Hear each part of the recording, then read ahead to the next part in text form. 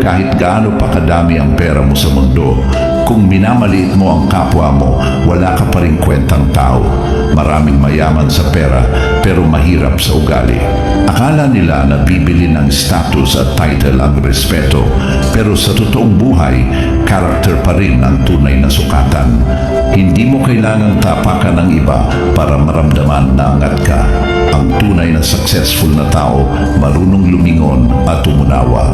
Walang halaga ang yaman kung wala kang puso. Minsan yung mga tahimik at simple pa ang mas mailalim.